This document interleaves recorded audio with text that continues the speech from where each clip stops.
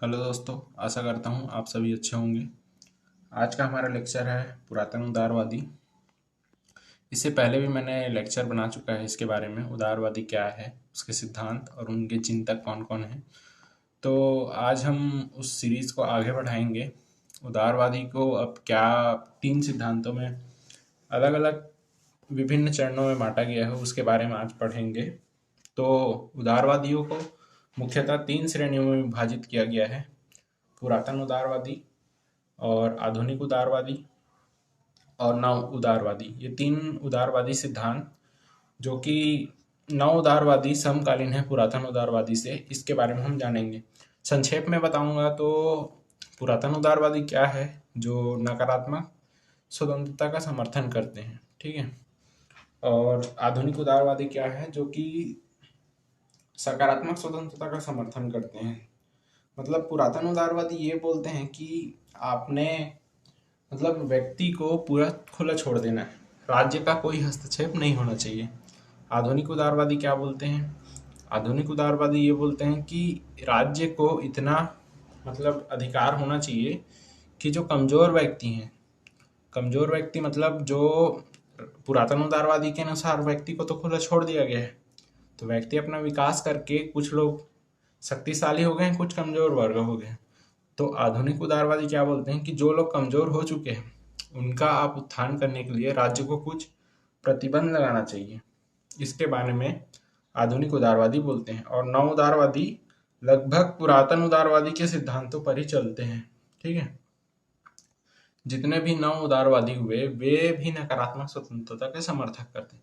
नकारात्मक स्वतंत्रता, सकारात्मक स्वतंत्रता के बारे में मैंने इससे पहले वाले लेक्चर में आप सभी को बताया है, तो कृपया आप जाकर उससे देख सकते हैं। अब हम बात करेंगे कि पुरातन उदारवादी क्या है। पुरातन उदारवादी प्रारंभ में उदारवादियों के सिद्धांत की व्याख्या सभी क्षेत्रों में स्वतंत्रता प्राप्त करने के प्रयास थी।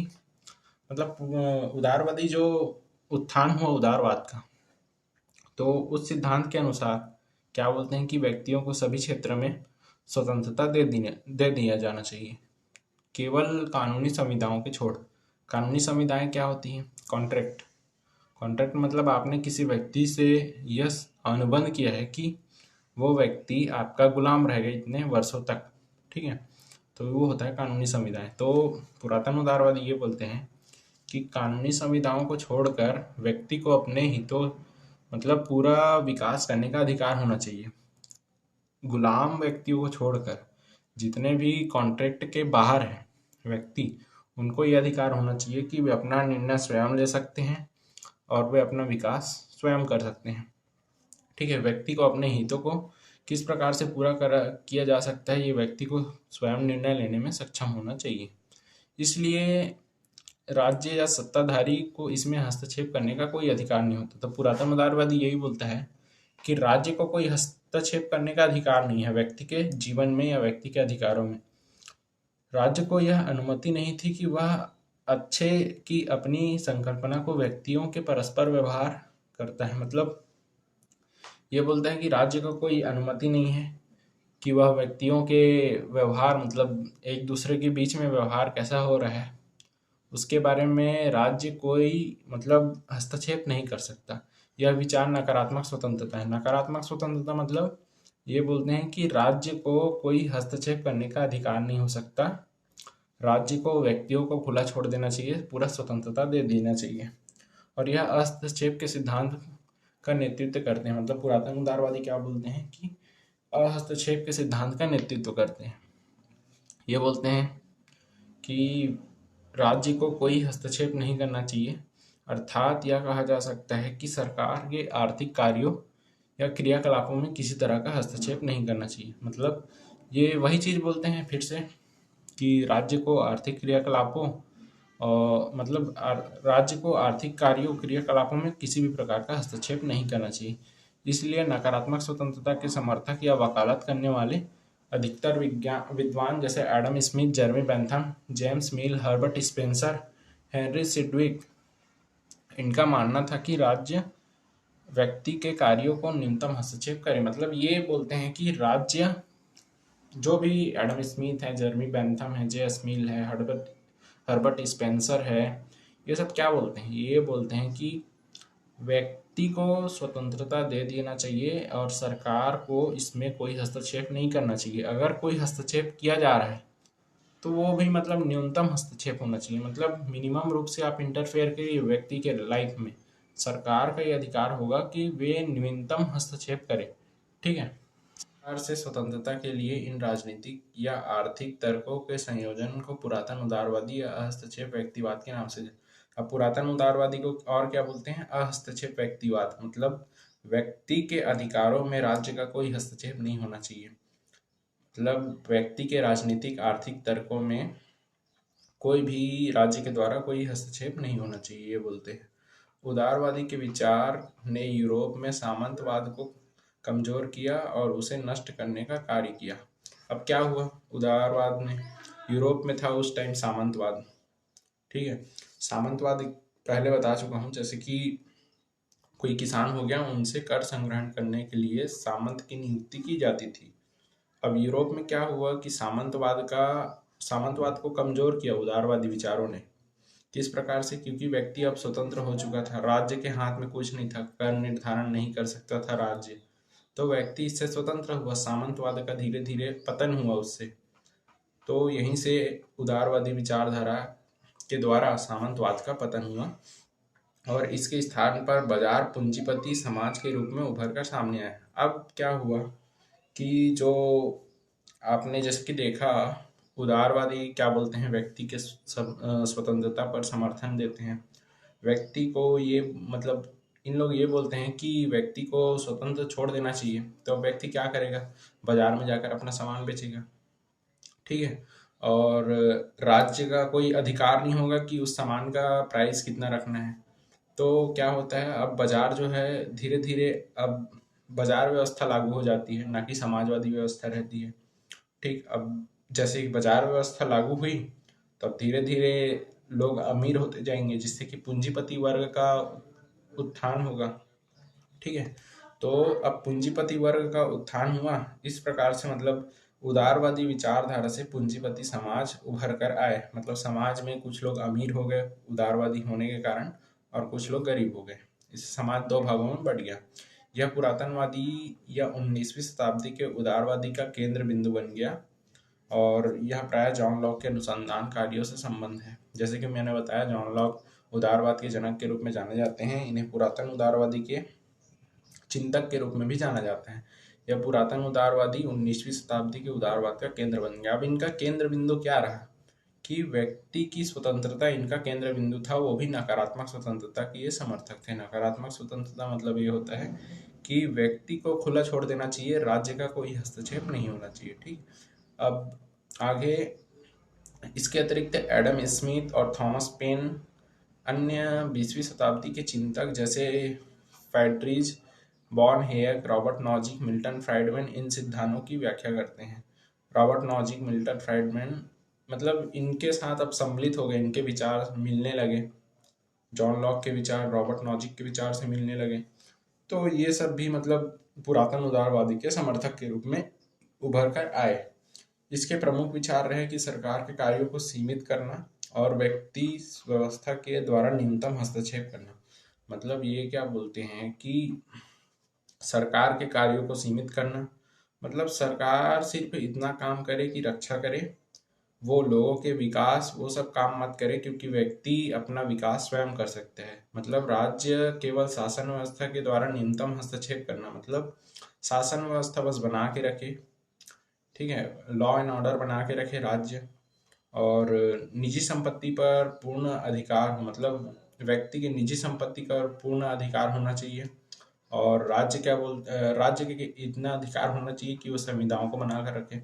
संविधान मतलब कॉन्ट्रैक्ट, जैसे कि कोई व्यक्ति ने कॉन्ट्रैक्ट किया है किसी व्यक्ति से कि वह इतने दिन तक गुलाम रहेगा उस व्यक्ति का, तो राज्य का एक कर्तव्य होगा कि वो संविधाओं को बनाए रखेगा और निजी संपत्ति का अधिकार को बनाए रखेगा। मतलब कोई व्यक्ति किसी दूसरे की संपत्ति को हड़प रहा है तो राज्य का काम ये रहेगा कि उसके संपत्ति की रक्षा करना, ठीक है, बरकरार रखने की छूट, और अन्य अंत में व्यक्ति जनों द्वारा अपनी नियत को स्वीकार करना, ये सब राज्य के काम हो गए। अब यह जान लेना आवश्यक है कि सन 1770 के दशक तक लोग यह विश्वास करते थे कि हमें जो अधिकार मिले हैं वे सब सरकार के द्वारा दिए गए हैं। मतलब 1770 के दशक से पहले क्या बोलते थे व्यक्ति क्या बोलते थे कि जितना भी अधिकार मिला है व्यक्तियों को वो सब मतलब सरकार के द्वारा दिया गया है। लेकिन पुरातन उदारवादी के विचारक क्या बोलते हैं पता है कि ये बोलते हैं कि राज्य के द्वारा अधिकार दिए गए हैं, ऐसा नहीं हो सकता। राज्य के द्वारा अधिकार इसलिए दिए गए हैं क्योंकि ये व्यक्तियों के ही अधिकार थे। ठीक है, इस बात को समझने के लिए आगे और पढ़ते हैं। तो सन 1700 दशक में लोग ये विश्वास करते थे कि हमें जो अधिकार मिला है वे सब सरकार के द्वारा दिए गए हैं, यानी अधिकार ही प्रदत्त करती है। लोग ये भी यह सोचते थे कि व्यक्ति के वही अधिकार होते हैं जिन्हें सरकार द्वारा। अब लोग क्या सोचते थे कि जो सरकार के द्वारा जो अधिकार प्राप्त हुआ वही लोगों का अधिकार है। परंतु इसके पश्चात ब्रिटिश के जो फिलोसोफर है जॉन लॉक, उनसे प्रभावित जैक फर्सन ने यह प्रस्तुत किया। मतलब जॉन लॉक के विचारों को पढ़कर जैक फर्सन ने एक चिंतन प्रस्तुत किया, तर्क दिया, वास्तविकता में इसके विपरीत है। अब जैक फर्सन क्या बोलते हैं, मतलब पहले व्यक्ति सोचते थे कि राज्य के द्वारा जो अधिकार दिए गए हैं वही व्यक्ति के अधिकार हैं। अब जॉन लॉक को पढ़कर जैक फर्सन क्या बोलते हैं, जैक फर्सन बोलते हैं कि लोगों के और उनके अनेक अधिकार हैं जो सरकार द्वारा दिए जाने वाले अधिकारों से अलग अस्तित्व रखते हैं। अब ये बोलते हैं कि जो अधिकार राज्य के द्वारा दिए गए हैं वो तो ठीक है। अब ये बोलते हैं कि राज्य के द्वारा जो अधिकार दिए हैं वो तो अलग है, मतलब जो राज्य के द्वारा अधिकार नहीं दिए गए हैं वो भी अलग अस्तित्व रखते हैं। मतलब व्यक्ति के और बहुत सारे अधिकार रहते हैं जो उनकी प्रकृति पर निर्भर करती है। मतलब कोई व्यक्ति किस प्रकार निवास करता है, कहाँ निवास करता है, वो उसकी प्रकृति पर निर्भर करता है कि वो किन किन अधिकारों का उपयोग कर सकता है, और उनका एक अटूट हिस्सा भी है। इसके अतिरिक्त अपने सिद्धांतों में यह स्थापित किया कि लोगों में सरकार बनाने की शक्ति है और उनमें यह भी ताकत है कि सरकार को बर्खास्त कर सके। मतलब ये बोलते हैं कि उस टाइम में पुरातन उदारवाद के समय ये बोल रहे हैं कि व्यक्ति में इतना शक्ति होना चाहिए कि वह सरकार बना सके, और अगर सरकार उनके हिसाब से काम नहीं कर रहा है तो वे सरकार को गिरा भी सके, मतलब बर्खास्त कर सके। इस बारे में बताया गया है। ये जैक फर्सन के विचार हैं। ठीक है, और उसके बाद अब आगे बढ़ते हैं। जैक फर्सन के विचार के बाद सरकार का केवल एक ही कार्य है कि वह लोगों को दिए गए अधिकारों को संरक्षित करे। मतलब सरकार का केवल एक ही काम रहेगा कि अगर लोगों को जो अधिकार दिए हैं उनका संरक्षण करे, हनन होने पर उनका मतलब उपचार करे। ये जैक फर्सन के द्वारा दिया गया है ये विचार। अब यही उसका विधिवत कार्य है कि उसका पालन करना होता है। प्रसिद्ध चिंतक जॉन लॉक, जिन्होंने पुरातन उदारवादी के सिद्धांत का प्रतिपादन किया है, का सबसे महत्वपूर्ण विचार था कि सरकार का उद्देश्य और न्यायोचित है कि वह अपने नागरिकों के जीवन, स्वतंत्रता, संपत्ति की रक्षा और संरक्षण करें। मतलब जॉन लॉक क्या बोलते हैं कि व्यक्ति के, नागरिक के जीवन, स्वतंत्रता और संपत्ति, जॉन लॉक ने इसको प्राकृतिक अधिकार बोला है। 3 अधिकारों को नागरिकों को जीवन की, मतलब व्यक्ति को जीवन की स्वतंत्रता होनी चाहिए और संपत्ति की स्वतंत्रता होनी चाहिए और स्वतंत्रता की संकल्पना होनी चाहिए, मतलब अधिकार होना चाहिए। तो ये बोलते हैं कि ये तीनों चीज जो है ना वो प्राकृतिक अधिकार है, मतलब नेचुरल राइट्स हैं ये सब। मतलब व्यक्ति के जन्म होते ही ये अधिकार इनको प्राप्त हो जाते हैं। ठीक, और उससे भी संरक्षित है। और लॉक का विश्वास है कि समुचित साध्य जिसके द्वारा सरकार इस संरक्षण को मुहैया करवा सकती है वह एक न्याय है। मतलब जॉन लॉक क्या बोलते हैं, इन सब को प्राप्त करने के लिए, मतलब व्यक्ति के, नागरिकों के जीवन में स्वतंत्रता, संपत्ति की रक्षा और संरक्षण, इन सब को प्राप्त करने के लिए साधन क्या है जिससे कि ये साध्य को प्राप्त कर सके। साधन ये है कि न्याय व्यवस्था। अगर राज्य में न्याय व्यवस्था रहेगी, किसी के स्वतंत्रता का हनन होगा तो न्याय व्यवस्था के द्वारा उस मतलब उचित उपचार किया जाएगा। तो इस प्रकार से न्याय व्यवस्था है जो कि मतलब लागू किया जा सकता है राज्य में, जिसके माध्यम से नागरिकों के जीवन की स्वतंत्रता, संपत्ति की स्वतंत्रता और स्वतंत्रता, मतलब स्वतंत्र रूप से रहने की स्वतंत्रता इन तीनों चीज को प्राकृतिक अधिकारों का संरक्षण किया जा सकेगा न्याय व्यवस्था लागू कर कर, जो कि कानून द्वारा परिभाषित होगी। मतलब आज जैसे कि आप देखते हैं इंडियन पिनल कोड के बारे में, जैसे कि 1860 में भारत का जैसे न्याय व्यवस्था चलता है कि उसमें सारे कानून लिखे हुए होते हैं इंडियन पिनल कोड में।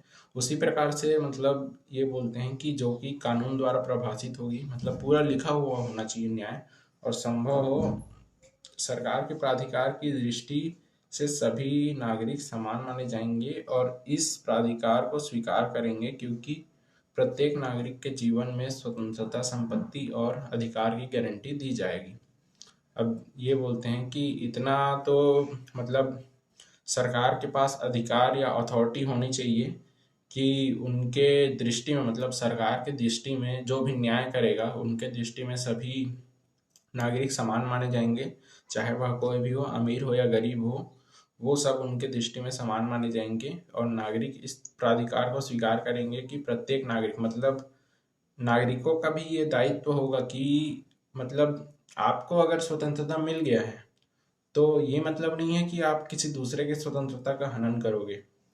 मतलब इसमें ये यही बात बोला गया है कि नागरिक को ये प्राधिकार को स्वीकार करना होगी कि वे प्रत्येक नागरिकों के जीवन के स्वतंत्रता और संपत्ति, ये तीन चीजों के अधिकारों की गारंटी मतलब दी जा सकेगी। एक व्यक्ति दूसरे व्यक्ति के जीवन, स्वतंत्रता और संपत्ति पे कोई हस्तक्षेप नहीं करेगा, ये बोलते हैं। अब एंड्रे हेवुड जो है 2004 जो राजनीतिक चिंतक के रूप में माने जाते हैं, उनके अनुसार मतलब जो एंड्रे हेवुड है वो क्या बोलते हैं, एंड्रे हेवुड ये बोलते हैं कि उदारवादी इस बात पर बल देते हैं कि मानव अवश्य रूप से स्वार्थी और व्यापक रूप से आत्मनिर्भर होते हैं। मतलब ये बोलते हैं कि व्यक्ति क्या होता है, स्वार्थी होता है एकदम, मतलब अपने ही हित के बारे में सोचता है। और ज़्यादातर जो व्यक्ति हैं वो अपने आप में निर्भर होते हैं, आत्मनिर्भर होते हैं। जहाँ तक संभव हो सके लोगों को अपने जीवन और परिस्थितियों के लिए स्वयं ही जिम्मेदार होना चाहिए। इस दर्शन का सबसे स्पष्ट कथन स्वतंत्रता की घोषणा में सम्मिलित होना। मतलब ये एंड्रे हेवुड भी बोलते हैं कि व्यक्तियों को स्वतंत्र छोड़ देना चाहिए। इसी बात में एंड्रे हेवुड का ये विचार दिया गया है। 19वीं शताब्दी के अंत तक औद्योगिक क्रांति और हस्तक्षेप या स्वच्छंद बाजार के कुछ गंभीर परिणाम हमारे सामने आए। 19वीं शताब्दी में क्या हुआ कि बहुत जगह औद्योगिक क्रांति हुई, जैसे ब्रिटेन में हुआ औद्योगिक क्रांति, फ्रांस में हुआ, अमेरिका में हुआ। तो ये सब मतलब औद्योगिक क्रांति और हस्तक्षेप या स्वच्छंद बाजार के कुछ परिणाम सामने हुए। मतलब 19वीं शताब्दी में क्या हुआ, जब औद्योगिक क्रांति हुआ, उद्योगों का विकास हुआ और बाजार को खुला छोड़ दिया गया था। उस टाइम मतलब पुरातन उदारवादियों के विचारों से चलकर राज्य के द्वारा कोई हस्तक्षेप नहीं किया गया था, तो बाजार को स्वच्छंद छोड़ दिया गया था। तो उसमें क्या हुआ, पूंजीवाद के उद्गम के रूप में सामने आया। अब धीरे धीरे लोग जो हैं अमीर होते गए कुछ लोग, तो वो पूंजीवाद के रूप में, मतलब पूंजीवाद क्या होता है कि उत्पादन के साधनों, वितरण और विनिमय, ये तीन चीजों पर जिसका हक हो जाता है। जैसे कि कोई कारखाना है, कारखाना में क्या है कि आपको चाहिए उत्पादन के साधन, मतलब आपको रॉ मटेरियल चाहिए। जैसे कोई भी चीज़ बनाना है तो उसके लिए रॉ मटेरियल चाहिए, और उसके बाद फिर वितरण, आप उसको कहीं ले जा सके, और उसके बाद विनिमय मतलब आप उसको बेच सके। तो ये पूंजीवादी का उद्भव हुआ इस टाइम 19वीं शताब्दी के बाद, जब स्वच्छंद बाजार के रूप में कुछ गंभीर परिणाम सामने आए। तो यही परिणाम आया कि पूंजीवाद के रूप में कुछ लोगों का उदय हुआ। अब इसमें एक समस्या क्या उत्पन्न हुई, जब पुरातन उदारवादियों के विचार से चल रहे थे तो मुख्य समस्या यह उत्पन्न हुई कि कुछ थोड़े से ही उद्योगपति के हाथों में उद्योगों के लाभ की पूंजी केंद्रित हो गई। अब मुख्य समस्या क्या हुई औद्योगिक क्रांति के पश्चात, कि जो कुछ लोग थे जिनके पास अत्यधिक पैसा इकट्ठा हो गया, ठीक है, अत्यधिक पैसा इकट्ठा होने के बाद मतलब इसमें ना कारखानों से होने, इसके परिणाम स्वरूप कारखानों से होने वाले व्यापक लाभ कुछ लोगों तक नहीं पहुंच पाए। मतलब व्यापक लाभ लोगों तक नहीं पहुंच पाए। इससे क्या हुआ कि संपत्ति जितनी अर्जित हुई वो तो ठीक है, लेकिन वो कुछ लोगों तक ही सीमित रही। और जो जो लाभ मिलना था लोगों को, सामान्य लोगों को जो लाभ मिलना था वो लाभ नहीं मिल पाया। उनको उद्योगों से लाभों का कुछ हिस्सा नहीं मिल पाया। इसका परिणाम यह हुआ कि गरीबी अत्यधिक हो गई। अब क्या हुआ कि जो पुरातन उदारवादी की विचारधारा से चले, राज्य के द्वारा कोई हस्तक्षेप नहीं होना चाहिए था। राज्य के द्वारा जब कोई हस्तक्षेप नहीं हुआ तो व्यक्तियों ने क्या किया, स्वतंत्र रूप से बाजार में अपना विनिमय किया, वस्तु का क्रय विक्रय किया। उसके बाद फिर क्या हुआ कि पूंजीवाद का उदय हुआ। पूंजीवाद के उदय होने से क्या हुआ कि जितनी संपत्ति अर्जित हुई उसके लाभ का मतलब जितना संपत्ति था अर्जित हुआ, पैसा इकट्ठा हुआ, तो वो क्या हुआ, समाज में कुछ ही लोगों तक सीमित रहा। उसके बाद ये हुआ कि समाज में कुछ लोगों तक सीमित रहा तो अत्यधिक गरीबी अत्यधिक बढ़ गई, मतलब समाज में बाकी लोगों को इसका लाभ नहीं मिल पाया। दूसरी ओर औद्योगिक क्रांति के कारण वस्तुओं का उत्पादन और सेवाएं की मांग में वृद्धि होने के कारण दोनों का स्तर अत्यधिक हो गया, मतलब दोनों अमीर और गरीब के बीच की खाई और बढ़ने लगी औद्योगिक क्रांति के कारण। अब क्या हुआ कि मशीनों का उपयोग होने लगा तो लघु और कुटीर उद्योग भी बंद हो गए। ठीक है। अब उसके बाद किंतु व्यापक लोगों ने ना तो वस्तुएं खरीद सकते थे और ना ही सेवाओं का उपयोग कर सकते थे। अब जैसे कि पूरा पैसा इकट्ठा हो गया, 10 लोग हैं, 10 लोग में से 2 लोगों के पास पूरा पैसा इकट्ठा हो गया, तो वो इतना गरीब हो गए 8 लोग कि जो 2 लोग जो सामान बना रहे थे, 2 लोग जो सामान बना रहे थे उनका ना तो वे वस्तु खरीद पा रहे थे और ना ही उनके सेवाओं का उपभोग कर पा रहे थे। तो यहीं से मतलब इसी के कारण जो है आर्थिक क्रांति मतलब आर्थिक क्राइसिस आया, इकोनॉमिक क्राइसिस, जिससे कि मतलब क्योंकि औद्योगिक क्रांति के कारण गरीबी से आम आदमी पीड़ित हो गया था तो बाजार भरमार हो गई थी, व्यवस्था अस्त व्यस्त हो गई। अब इसके कारण क्या होता है, अत्यधिक मतलब मंदी आ जाता है, आर्थिक मंदी, जिसके कारण मतलब जैसे कि कोई अमीर हो गया और कोई गरीब हो गया, तो गरीब जो है अमीर व्यक्ति का सामान खरीद ही नहीं रहा है, सामान बिक ही नहीं रहा है, तो इसके कारण मतलब बाजार अर्थव्यवस्था पूरा रुक गया, जाम सा हो गया। ठीक है।